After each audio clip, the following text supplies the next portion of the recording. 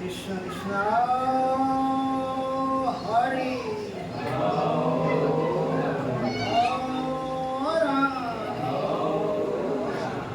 কৃষ্ণ গুরু Hari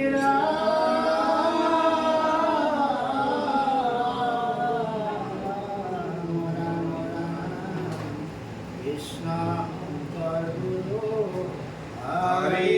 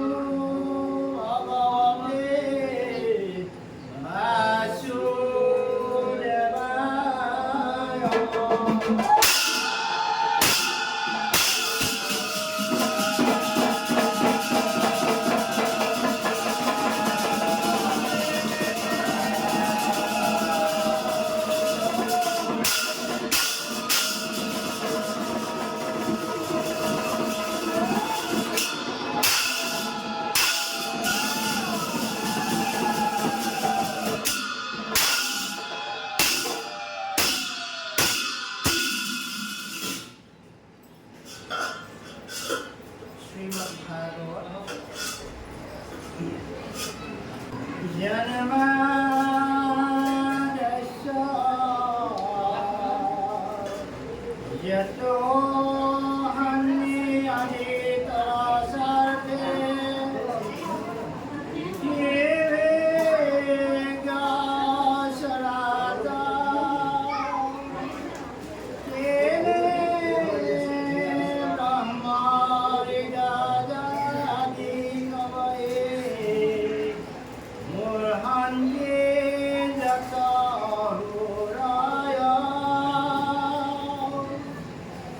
azo अनिमिदं यथा विनिमयो यत्र इखार दुमिखा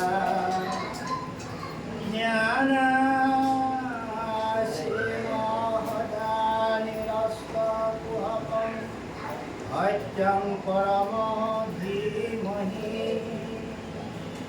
धर्म पूजिता पैत्यागो हत्र परमो निर्मात्र हरानं सत्यं वेदां यस्तवमत्र वस्तु हि वदं अपप्रायो मूलानां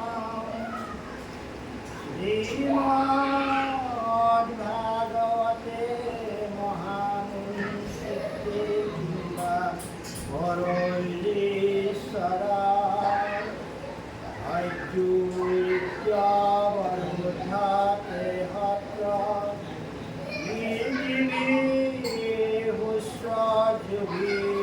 हुस्वजुभिस्तात्रमाता निगम कल्पतरु गणितं फलं मुखादमि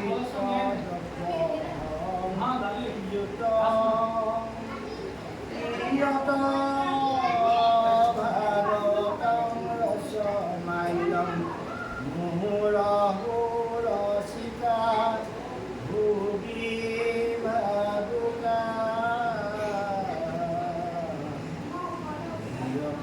भागवतं रसमाइलं मुहुरहो रसिका भुवि भावुका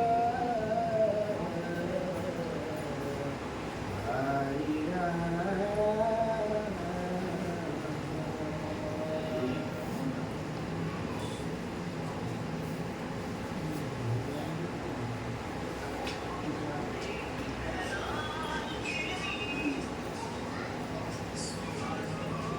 শ্রীকৃষ্ণায় গোবিন্দায়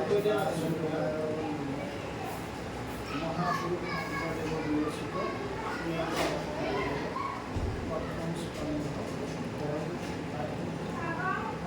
মঙ্গলাচরণ। জয় জয় কৃষ্ণ কৃপা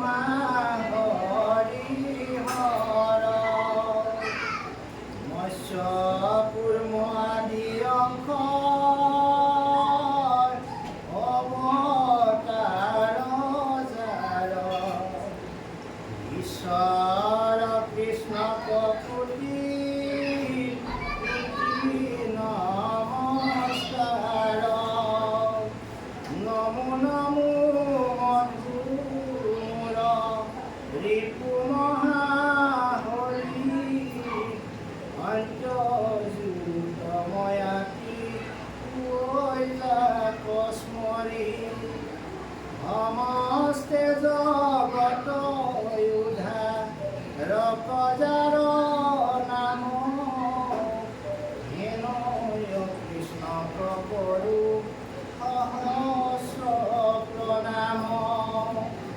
রঘু ভগবন্ত ভক করণ বনিধি হরি কস্মরণে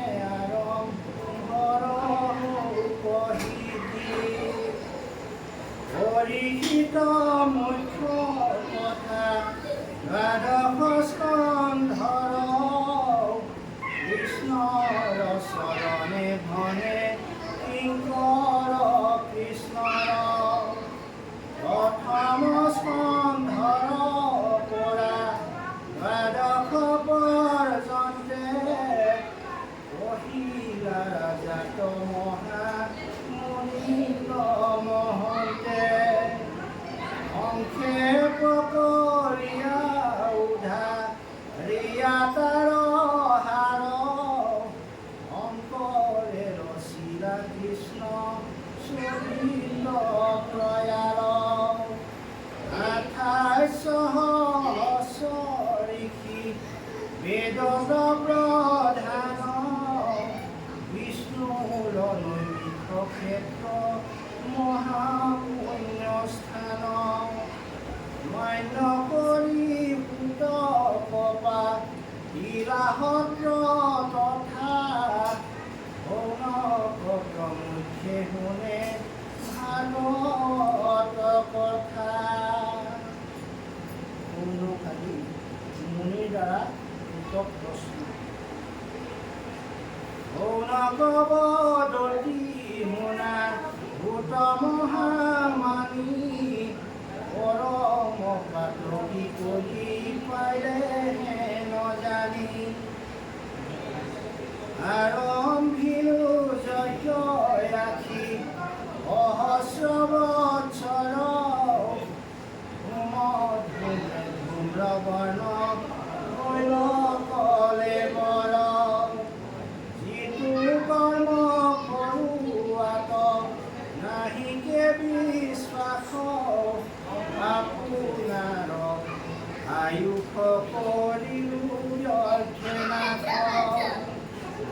আমাৰ সম্প্ৰতি তুমি চিন্তিয়ুকহিত কৰায়ুক প্ৰাণ কৃষ্ণ চৰিত অমৃত পৰম ঈশ্বৰ কৃষ্ণ দেৱনাৰায়ণ গানে মহাভক্তি শ্ৰৱণ কীৰ্তন ইহাকণ জানি জ্ঞান কৰ্ম কৰি মৰু কৃষ্ণ কথাযুত যেন তলু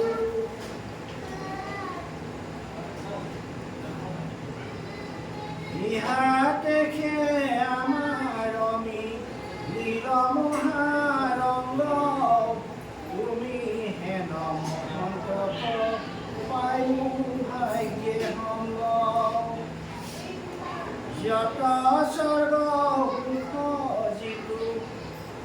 সুখ মূল ভকতৰ ভংগৰ সপোনো হিতুল আকাশে সংসাৰে ৰবি ৰথ যেন বায়ু সূৰ্যৰ লগতে হৰে জগতৰ আয়ু এক ক্ষণ মানে যিটো শুনা কৃষ্ণ কথা তাৰ বিনে আনৰ মন যায় ব্যথা।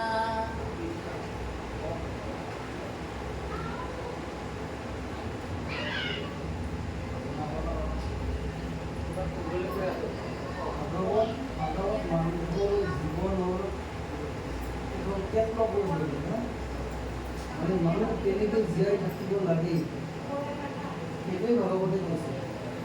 মানে যেনেকুৱা আমাৰ কিবা এটা যান্ত্ৰিক বস্তু আমি তাৰ লগত যিখন এখন বুক দিয়ে কেনেকৈ ফিটিং কৰিব লাগে কেনেকৈ কি কৰিব লাগে মেনুৱেল ভাগৱত মানুহৰ লাগে নহয় জানো? অকণমান আগতে ক'লে যেনেকৈ ধৰক উদয় হয় আৰু অস্ত যায় তাতে আমাৰ দিনে দিনে এটা এটা দুই কথা লাগে সেই কথাষাৰো ভাগৱতে কৈছে যে লগতে আমাৰ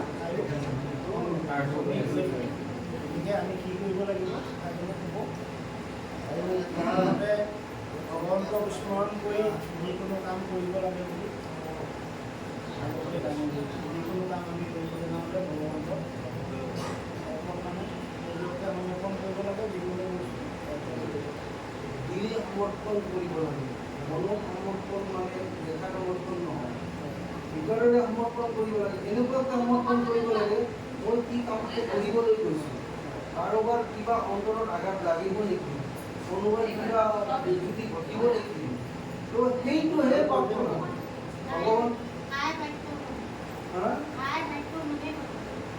ভগৱন্তক আমি স্মৰণ কৰোঁ এইটোৱে যিকোনো কাম কৰিবলৈ যাওঁতে যাতে কাৰো অশান্তি নহয় কাৰো অন্তৰত আঘাত নহয় তো তেনেকুৱা এটা কাম কৰি যাবলৈ আমাক কৈছে।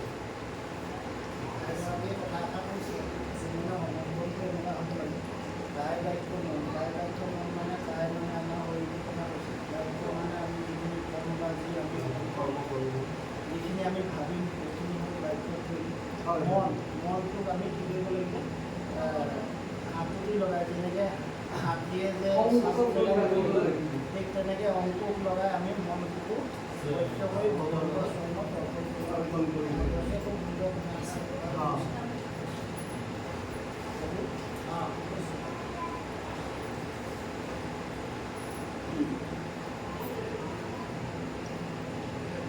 এতিয়া কৈছিলোঁ কৃষ্ণ দৰ্শনৰ কথা এতিয়াহে ওলাইছে কৃষ্ণ তোৰ পিয়াই আমি কৰোঁ কৰ্ম যত তাতো নানা বিঘ্নি আছে জানিলো মনত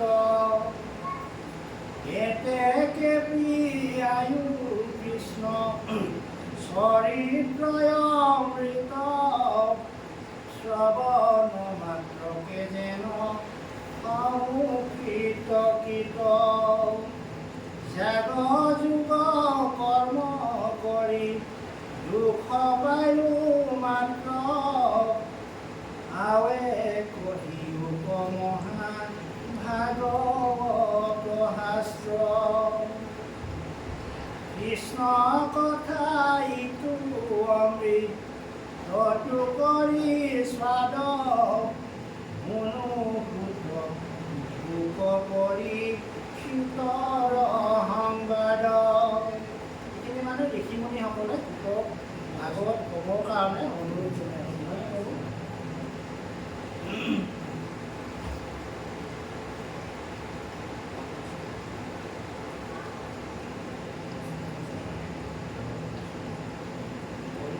যাৰ ঘোঁৰা চলে ৰাতি আকাশৰ পথে অখা গৰা পৃথিৱী যি নীলাই কেৰথে জম্বুদ্বীপ পতি পৰি হিত মহাবীৰ তৰুণ কালতে কেনে তেজিলা শৰীৰ সৰুকাল ডেকা কালতে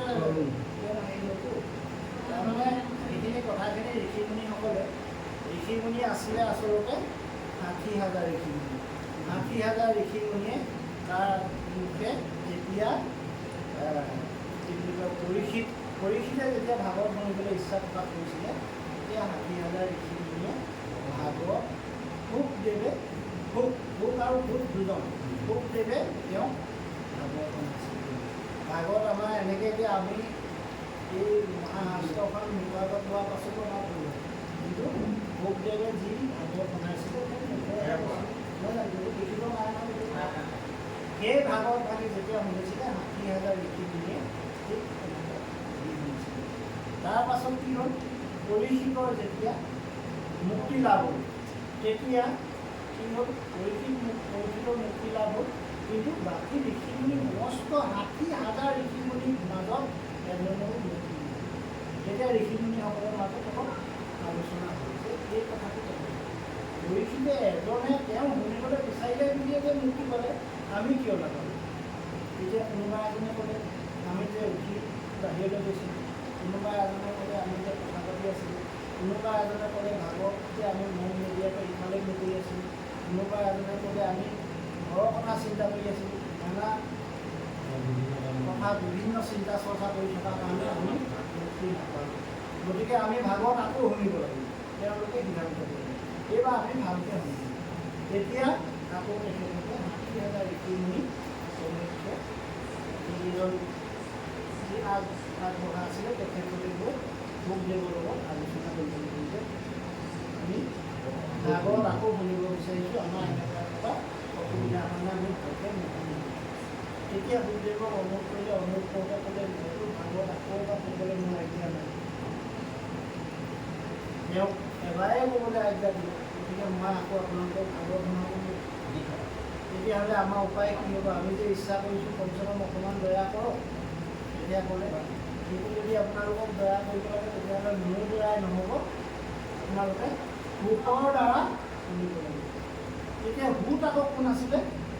ভূতক কি কৰিলে? তেওঁ আপচু আৰু মানে নিষ্ক্ৰিয়া বুলি তেওঁ এই 60,000 ঋষিমুনিৰ মাজত সোমাই ভাগৱত শুনিবলৈ নিদিয়ে। তেওঁ আছিলে বাটচোৱা, নামঘৰ বাটচোৱাত তেওঁ নিদিনতে আলৈ বিলৈকে বহি তেওঁ আকৌ কি আছিলে? উগ্ৰ স্বভাৱ। তেওঁৰ নাম উগ্ৰ স্বভাৱ। তেওঁ এবাৰ শুনিলে আৰু সেই কথা স্পষ্টকৈ এতিয়া শুকদেৱে ভূতক দেখুৱাই দিয়ে যে এইজনৰ মুখেৰে আপোনালোকে শুনিব পাৰে। তেতিয়া কি কৰিলে? ঋষিমুনিসকলৰ মাজত আলোচনা, কোনোবা ব্ৰাহ্মণ আছিলে, কোনোবা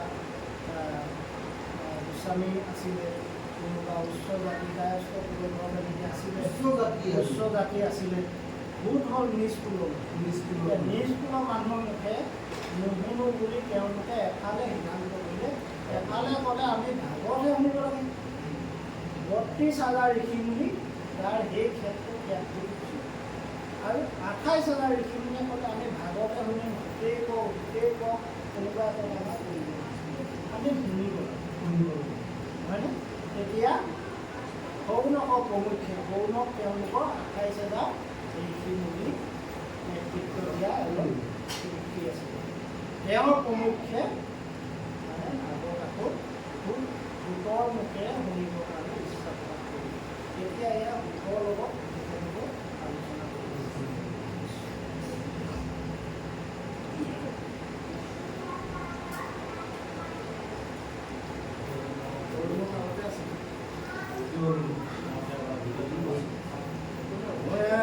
ভিত্ৰ যেন খাতে পিঠি বীৰ ৰাজা যত কৃষ্ণত ভকত তেন্তে মহাভাগৱত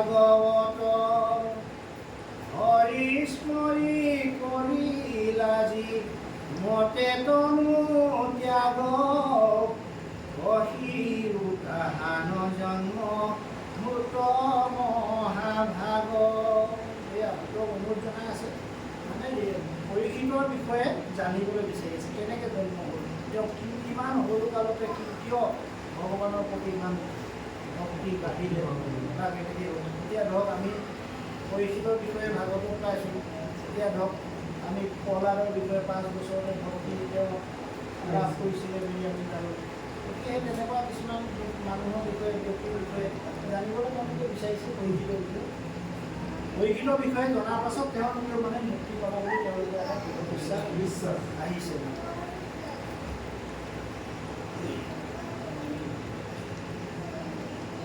বিষ্ণু বৈষ্ণৱৰ কিঞ্চি একো নাহি ভেদ দুয়ো কথা কহে তাতে কৰ স্কন্ধ ছেদ এতেকে শুনিবো আমি ভকত চৰিত্ৰ এহিহে তাৰিবে পাৰে দুৰ্ঘূৰ কলিত দেৱৰ দুৰ্লভ হুক মুনি মহাভাগ হিমতে পাইলন্ত কৰি শীতে তাংক লাগ বৈকুণ্ঠৰ শাস্ত্ৰ যিটো বেদান্তৰো তত্ত্ব হাত দিনে কইলা যিটো মহাভাগৱত ইহে তোৰা জাক আখি ৰংখিলে তথ্যকে পাইলা গতি ভাগৱত শ্ৰৱণ মাত্ৰকে বৈষ্ণৱৰ বিতাহু নিবে ইচ্ছাই আছে কহি উপভূত আন কথা শুনো পাছে হেন শুনি ভূতে বিনা অন্তবনতে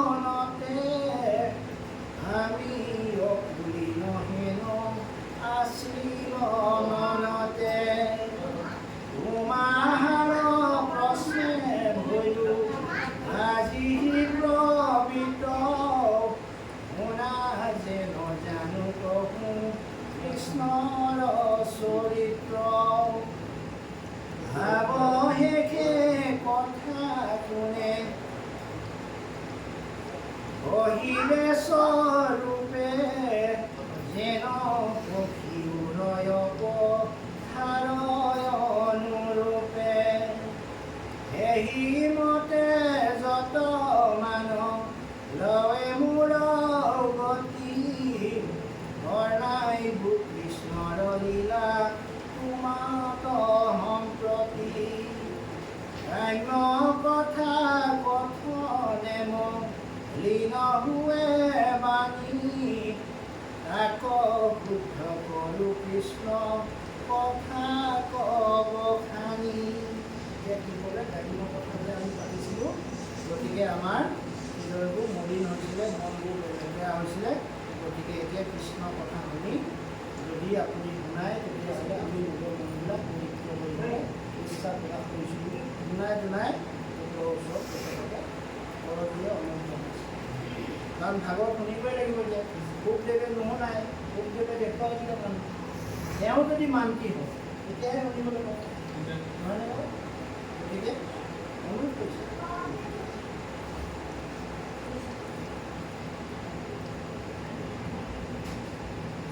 কৃষ্ণ চৰিত্ৰত মূৰ মহালাভ আছে কৃষ্ণৰ কীৰ্তনে জাতি অজাতি নবাছে বৈকুণ্ঠৰ শাস্ত্ৰ ইটো মহাভাগৱত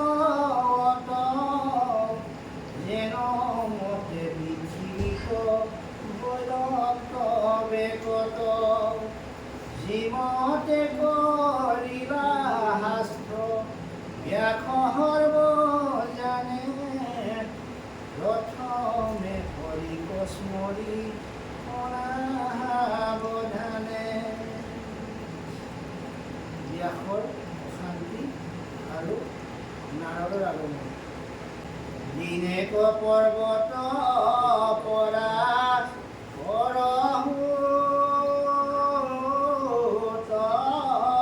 ঋষি গদৰিকা সমতয়া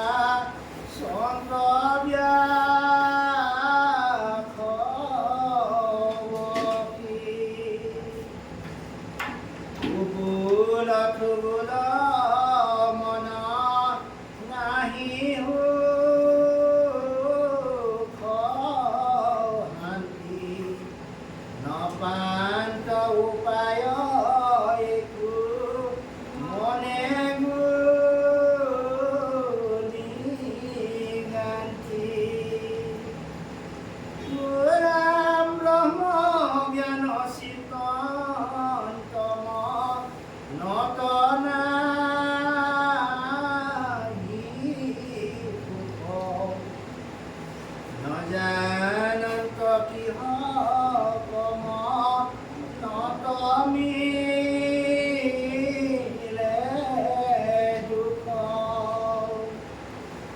অধুমুখে আছে বখি ভূয়ানী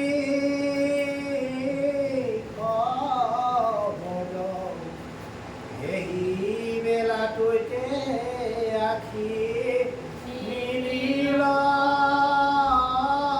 নাৰদ ৰাম হাতে দিব্য বিনাশন্ত মুখে ৰাম নাম হৃদয়ত কৃষ্ণ মূৰ্তি বিশ্ৰাম প্ৰেমেন্দ্ৰ বেচিত্ৰ ইয়াতি ৰোমাঞ্চ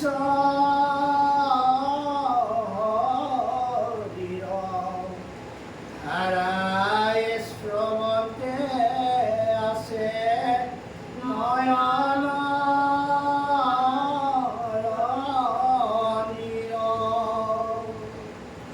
তুলন্ত জংকত মহা হৰিৰ চৰিত্ৰ নাৰদক দেখি ব্যাস ঋষি চকিত আঠে বেঠে উঠি আধ ক্ৰীতাঞ্জলি পৰম গৌৰৱে ঋষি কৰিয়া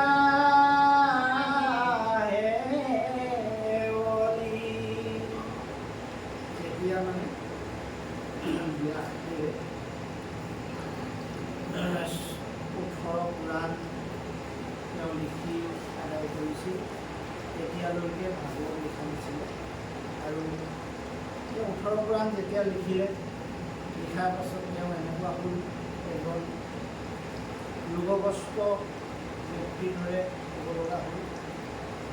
সেই 18 পুৰাণত তেওঁ ভগৱন্ত প্ৰভুৰ গুণান্বিত ভগৱন্ত প্ৰভুৰ যি পূজা সেৱা সেইখিনি একো অন্তৰ্ভুক্ত নকৰিল। গতিকে তেওঁ মনত উগুল থুগুল এটা ৰোগীগ্ৰস্ত ব্যক্তিৰ দৰে তেওঁ অসুস্থ হৈ পৰিছিলে আৰু তেওঁ এনেকৈ কৰ্ম কৰি গদৰিকা আশ্ৰমত পঢ়ি আছিলে। সেই সময়তে নাৰদমুনি আহি তেখেতক দেখা দিলেহি। যেতিয়াই নাৰদমুনিক তেওঁ দেখা পালে, দেখা পোৱাৰ পাছত তেওঁ মানে আচৰিত হৈছিল। যেনেকৈ অকস্মাত আমি কিবা এটা বস্তু দেখিলোঁ, তেওঁ ভাবিছে মোৰ মনটো কিয় এনেকুৱা অশান্তি হৈছে, কি কাৰণে হৈছিল, এই কথাখিনি তেওঁ মনতে ভাবি আছিল। আৰু ব্যাসদেৱৰ এনেকুৱা শক্তি আছিলে, ইচ্ছা প্ৰকাশ কৰিলে তেওঁ ভগৱন্তৰ গ্ৰহণ কৰিব। ইচ্ছা প্ৰকাশ কৰিলে তেওঁ কিবা এটা পাব, মনোকামনা গ্ৰহণৰ কামনা। তেওঁ ইচ্ছা কৰিলেই ভগৱন্তৰ থিয় হ'ব পাৰে, ইচ্ছা কৰিলে ভগৱন্তক মাতিলেই ভগৱন্ত প্ৰভু তেওঁ দেখুৱাব গতিকে তেনেকুৱা এজন ব্যক্তি তেনেকুৱা ৰোগী মানুহৰ নিচিনা কিয় হ'ব লগা হ'ল বুলি তেওঁ মনতে ভাবি থাকোঁতে নাৰদ মুনিক তেওঁ কি কৰিছে আদৰ হাতেৰে স্বৰ্গাসন জনাই তেওঁ এতিয়া নাৰদ মুনিক আলোচনা কৰিব